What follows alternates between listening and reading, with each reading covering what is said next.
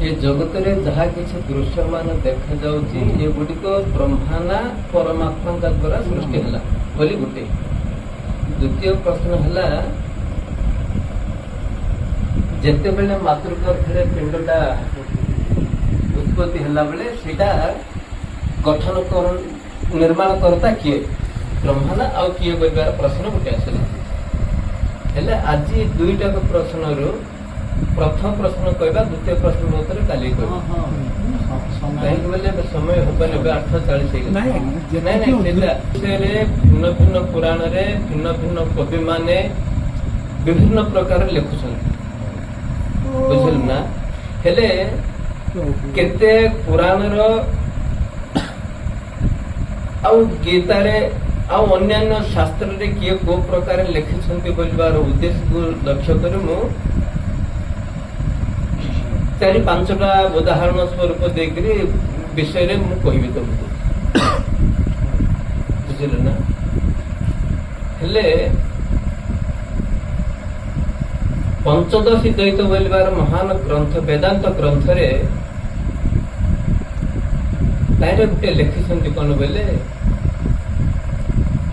आत्मा वै दमग्रभूत संख्यादि सृजाइति संकल्पेन सृजु लोकांत एतानिति बहुच्छा माने सर्वप्रथमे ए सचराचर जगत किछि नथिला केवल एक परम ब्रह्म परमात्मा मात्र विद्यमान होई करिथिले तांके संकल्प कले जे मनुष्य मानको गठन निर्माण करबी से उद्देश्य रे तांके से परम ब्रह्म अद्भुत संकल्पना मात्र के ए सचराचर जगत सृष्टि हला बोली लिखिछि केवल परम ब्रह्म परमात्मा संकल्प द्वारा जगत रे आजिका जहा दृश्य जाक देखा जाउछि ना से सब तांको द्वारा निर्माण हला बोली कि पंचदश द्वैत तत्व रे लिखिछन सेही भलिया रामचंद्र को वशिष्ठ ऋषि उपदेश देइछन्ति जोग वशिष्ठ रामायण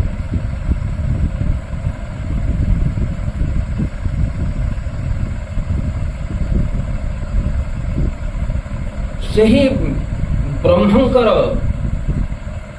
संकल्प चैतन्य द्वारा मात्र ए जगत निर्माण होइछि एठारे प्रतिबंधक नाही नरनाथ बोलिकरी रामचंद्र को वशिष्ठ ऋषि उपदेश देछन्ति केवल से परम ब्रह्म परमात्मा संकल्प द्वारा मात्र को एही शरीर एही सृष्टि तैयार होइछि बोलिकरी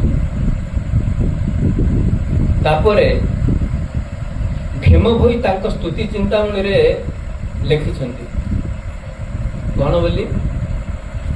ये माटी पत्थर ये जल पवन एमान नथिले केही शून्य शून्य महाशून्य अंधकार रहिथिला से रही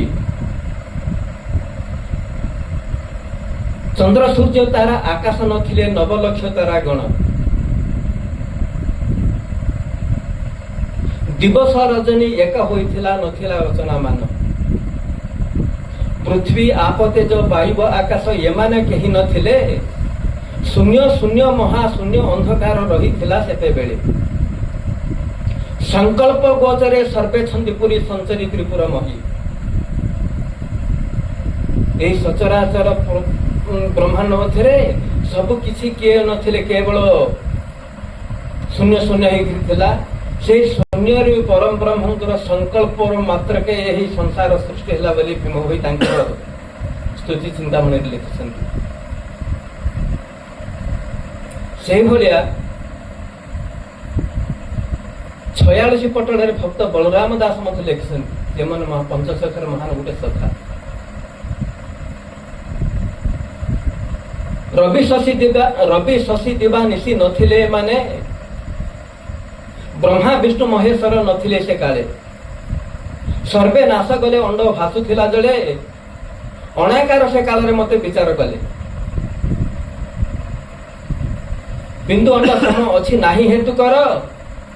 से अंड बिंदु सृष्टि हला ये संसार अंड बिंदु बेनिफाल कला इच्छा शक्ति मधु कैठक से होइले उत्पत्ति इच्छा बेले दैत्य प्राण हरि संहारिले प्रलय जल से मांस पकाई न देले दैत्य मांस जले स्थल हेला भिन्न भिन्न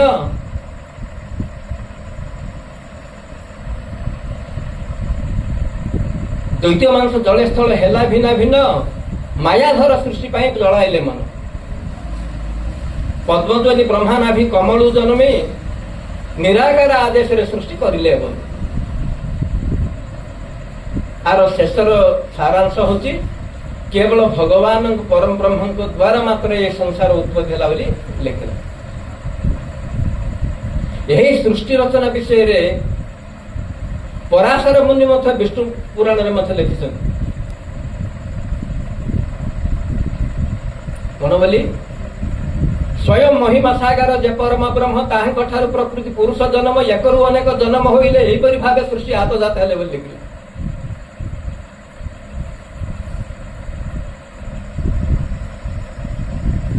से भलिया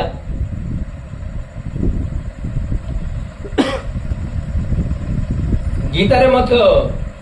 श्रीकृष्ण भगवान मत कहिसंती विभूति जोग रे 17 श्लोक रे केते अछि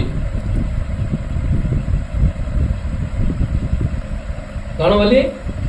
महर्षय सप्तपूर्वे तत्वारा मनोवस्थता मदभावा मानस जाता ऐसा लोक हिमा प्रजा बोली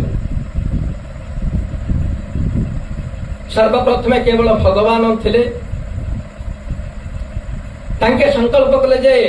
सृष्टि रचना करिबा पे प्रथमे तांके ब्रह्मा को सृष्टि कले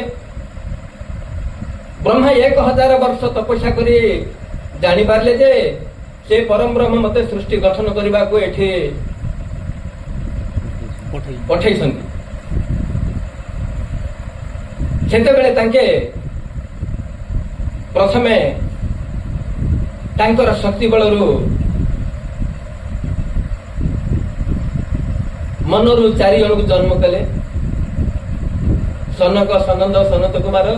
सदानंद सनंद बोली 4 जन को तापरे सप्त ऋषि को जन्म जात कले तांकर शक्ति बलरू शक्ति तांकर सप्त ऋषि ब्रह्मा भृगु मरीचि अंगिरा क्रतु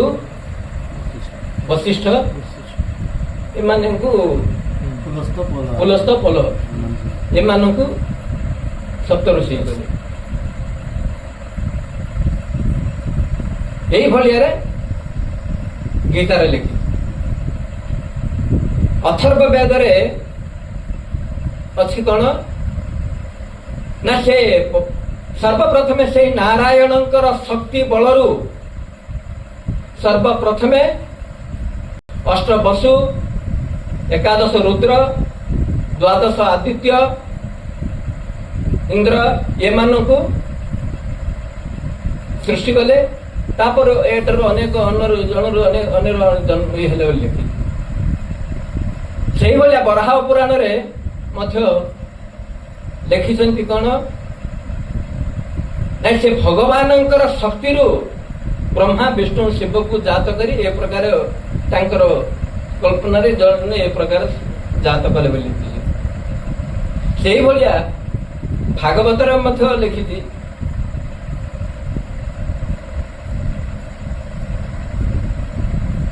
पिंड ब्रह्मांड एक मत जानती सुज्ञान पंडित बोली ब्रह्म बेनी भाग कला बोधे ब्रह्मांड रचिला आहुरी खंडे रही गुप्त बोली से ब्रह्म हुई बेनी खंड संजोगे जन्मिला ब्रह्मांड बोली यही भलिया भिन्न भिन्न पुराण रे भिन्न भिन्न प्रकार मतलब कवि माने एमती वेदांत ग्रंथ रे गुटे गुटे प्रकार लिखिछन्ती हेले तार मुख्य सारांश कोटा बोले आमे गुटे विचार करबा बोले सर्वप्रथमे चराचर दृश्यमान किछ नथिला केवल परम ब्रह्म परमात्मा थिले तांके सर्वप्रथमे गछ वृक्ष गल्म लता ए जाकु जन्म जात कले तापरे पशु पक्षी जात कले तापरे तांके विचार कले जे आंक द्वारा मते संतुष्ट नाही तेणुक आउ थे मनुष्य मान उत्पत्ति कले कहीं ना प्रथम मनुष्य मान उत्पत्ति खाइबा कौन कहीं खाइबा दरकार ना तेणुक आगे वृक्ष